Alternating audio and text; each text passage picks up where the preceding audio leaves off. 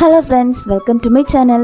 இன்னும் நம்ம சேனலை சப்ஸ்கிரைப் பண்ணாமல் பார்க்குறீங்கன்னா சப்ஸ்கிரைப் பட்டனை ப்ரெஸ் பண்ணிவிட்டு தொடர்ந்து வீடியோவை பாருங்கள். உங்களோட லவ் அண்ட் சப்போர்ட்க்கு என்னோட பெரிய தேங்க்ஸ். நம்ம குற்றாலத்துக்கெலாம் போகும்போது எந்த பக்கம் பார்த்தாலும் இந்த ஊறுகாய் தாங்க வச்சுருப்பாங்க. அவ்வளோ டேஸ்ட்டாக இருக்கும். அது என்ன ஊறுகாய்னா ஜாதிக்காய் ஊறுகாய் தான். அதில் நிறையவே மருத்துவ குணங்கள் இருக்குது. நம்ம இன்னைக்கு எஸ்டேட்டில் விளைஞ்ச ஜாதிக்காவை வச்சு 2 விதமாக ஜாதிக்காய் ஊறுகாய் எப்படி போடலாங்கிறதா நம்ம இந்த வீடியோவில் பார்க்க போகிறோம். அதுக்கு முன்னாடி ஜாதிக்காவோட மருத்துவ குணங்கள் என்ன, ஜாதி பருப்பு பத்திரி எதுக்கெல்லாம் யூஸ் பண்ணுறாங்க, அதோட பியூட்டி பெனிஃபிட்ஸ் என்னங்கிறத நம்ம சேனலில் ஏற்கனவே அப்லோட் பண்ணியிருக்கோம். கண்டிப்பாக அதையும் போய் பாருங்கள். கீழே டிஸ்கிரிப்ஷன் பாக்ஸில் லிங்க் கொடுக்குறேன், மேலே கார்ட்லேயும் லிங்க் கொடுக்குறேன். மறக்காமல் போய் செக் பண்ணிக்கோங்க. காரசாரமான மருத்துவ குணம் நிறைந்த இந்த ஜாதிக்காய் ஊறுகாவை எப்படி பண்ணலான்னு பார்க்கலாம் வாங்க. ஜாதிக்காவை நல்லா வாஷ் பண்ணி நல்லா குட்டி குட்டியாக நறுக்கி வச்சுருக்கேன். இப்போது ஃபஸ்ட்டு மெத்தடில் ஊறுகாய் செய்கிறதுக்காக நம்ம கொஞ்சம் மசாலா ரெடி பண்ணிடலாம். சம அளவு வெந்தயமும் கடுகும் எடுத்துக்கணும். அதாவது 1/4 கப்பு வெந்தயம் எடுத்துக்கிட்டிங்கன்னா 1/4 கப்பு கடுகு எடுத்துக்கணும். இந்த 2 இன்க்ரீடியன்ஸுமே நல்லா ஃபைன் பவுடராக அரைச்சி எடுத்துக்கணும். நீங்கள் எவ்வளோ ஜாதிக்காய் எடுத்துருக்கீங்களோ அந்த அளவுக்கு நம்ம மசாலா ரெடி பண்ணணும். நான் இங்கே 1/4 கிலோ அளவுக்கு ஜாதிக்காய் எடுத்திருக்கேன். கப்பு வெந்தயமும் கடுகும் எடுத்துக்கலாம். இந்த அளவுக்கு நம்ம வெந்தயத்தையும் கடுகையும் நல்லா ஃபைன் பவுடராக அரைச்சி எடுத்துக்கலாம். கட் பண்ணி வச்சுருக்கிற ஜாதிக்காய் கூட இந்த மசாலாவை நம்ம ஆட் பண்ணிடலாம். அப்புறமா தேவையான அளவு உப்பும் சேர்த்துக்கலாம். உங்களுக்கு ரொம்ப காரமாக ஊறுகாய் வேணும்னா ஒரு 4 டீஸ்பூன் கூட மிளகாய்த்தூள் சேர்த்துக்கலாம். எல்லா மசாலா எல்லாத்தையும் சேர்த்து நம்ம நல்லாவே மிக்ஸ் பண்ணி எடுத்துக்கலாம். கடைசியாக நம்ம நல்லெண்ணெய் சேர்க்க போகிறோம். நல்லெண்ணெய் தான் ஊறுகாய்க்கு ரொம்ப டேஸ்ட்டாக இருக்கும். ஸோ நல்லெண்ணெயை யூஸ் பண்ணுங்கள். நமக்கு தேவையான அளவு நல்லெண்ணெயை சேர்த்துக்கலாம். அது எண்ணெய் கூட நல்லா மிக்ஸ் ஆகி வரணும். அது வரைக்கும் நம்ம எண்ணெய் சேர்த்துக்கலாம்.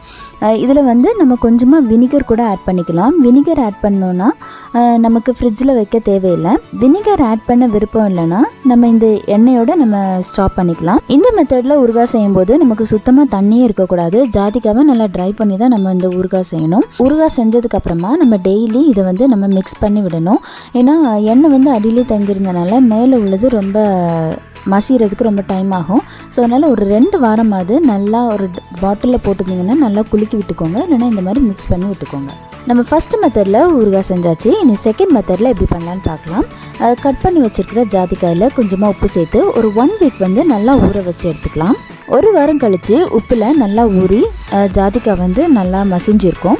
இந்த ஊறுகாய் செய்கிறதுக்காக நம்ம இன்னைக்கு கொஞ்சம் மசாலா ப்ரிப்பேர் பண்ணிடலாம். 1 டீஸ்பூன் ஜீரகம், ஒரு 10 மிளகு, 1 டீஸ்பூன் கடுகு, 1 டீஸ்பூன் வெந்தயம். இந்த 4 இன்க்ரீடியண்ட்டுமே நல்லா வறுத்து நம்ம நல்லா பொடி பண்ணி எடுத்து வச்சுக்கலாம். ஒரு பாத்திரத்தில் எண்ணெய் ஊற்றி கடுகு, கருவேப்பிலை, வத்தல் எல்லாமே தாளித்து எடுத்துக்கலாம். வத்தல் தூளை நம்ம லைட்டாக வறுத்து அந்த மசாலா கூட லாஸ்ட்டு சேர்த்துக்கலாம். அப்படி இல்லைன்னா இந்த எண்ணெயிலேயே நமக்கு தேவையான அளவு வத்தல் தூளை சேர்த்து நல்லா வறுத்துட்டு அதுக்கப்புறமா இந்த ஜாதிக்காவை போட்டு கொஞ்சம் நல்லா வேக வச்சு எடுத்துக்கலாம். மசாலா கூட ஜாதிக்காவை நல்லா மிக்ஸ் பண்ணிக்கிட்டு ஒரு 10 மினிட்ஸ் நம்ம அப்படியே இதை வேக விட்டுடலாம்.